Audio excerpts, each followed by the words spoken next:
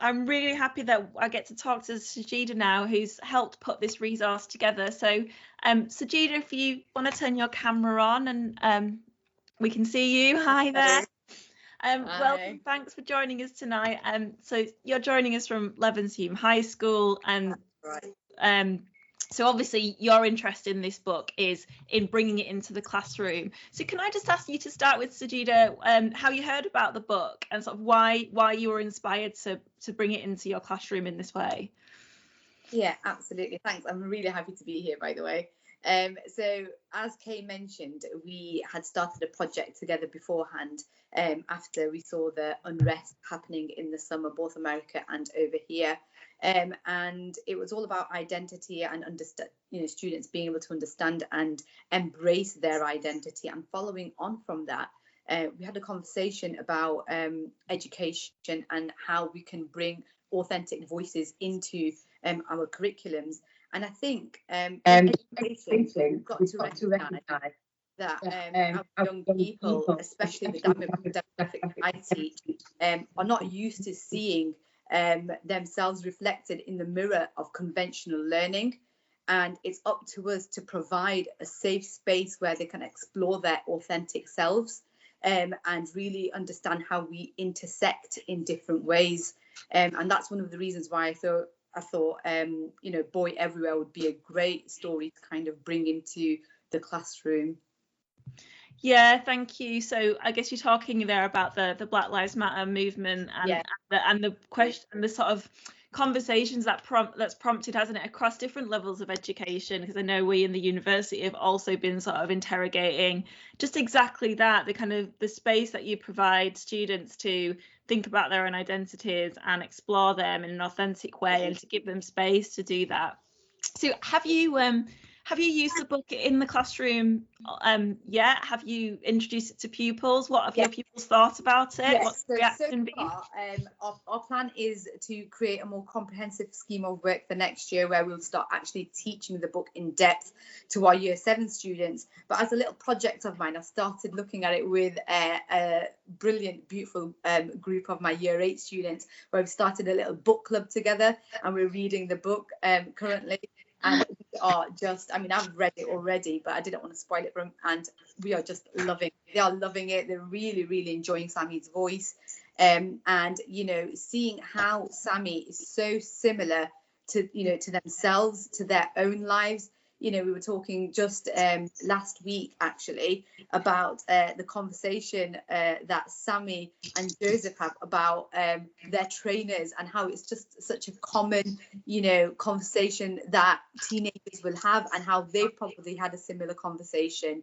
The scene, again, I don't want to give out too many spoilers, but where we see some form of bullying going on. And again, it's something that they can empathize with and discuss. And yeah, we've kind of really got stuck into it.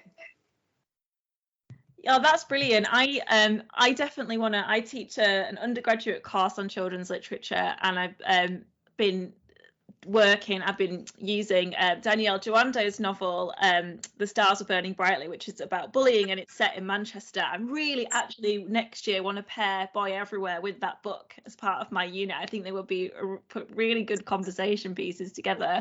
So I've been inspired too by you producing this resource.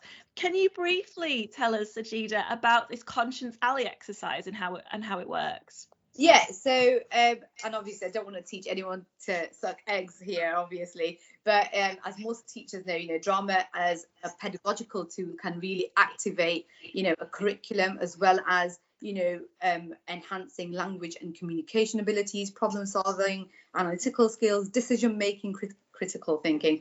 Conscience Alley is just one small exercise, drama exercise, that allows students to really understand and hopefully understand Sammy's perspective and really bring his dilemma to life. So we've chosen the section chapter 9, where Sammy's about is coming to the decision of maybe stealing from his dad. And at this point, we believe that this is going to Conscience Alley will allow our students to really give them an opportunity to analyze such a decisive moment in Sammy's life. Because as we've heard from, as Sammy comes from a middle class, you know, slightly privileged background. He's probably never had to steal before. You know, that decision that he's had to make has probably never crossed his mind. So it's going to give students a great opportunity to really be able to empathize and maybe even sympathize with him and his plight at this current moment in time, how he's going to be feeling, you know, the decision-making process itself, and also the aftermath of what might happen if he gets caught. All things that students hopefully can bring to life and really discuss, and hopefully afterwards that can lead to a structured written account as well of said dilemma. Yeah, it's great, isn't it? It's about finding ways to activate, as you say, activate the text, but also give students ownership and think about and inhabit the characters and think about where decisions lead. And also that really important word you used about empathy. I mean, the whole novel is about is about Sammy kind of empathizing with the people he encounters, and readers empathizing with Sammy, and you know, all the encounters and interrelationships we have that at their core, don't they? And this moment in the novel that you're talking about is one such moment where not only is the reader empathizing with Sammy, he's kind of found himself in this kind of quite distressing situation. They're in this sort of halfway house waiting to find out what's going to happen to them, you know, whether they're going to get a boat and get out of where they're staying, and he meets someone much less fortunate than himself.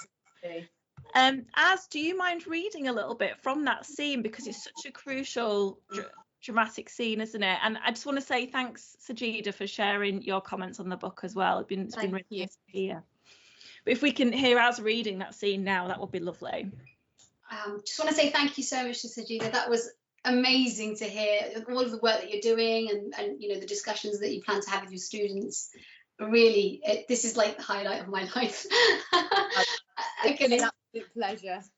Pleasure.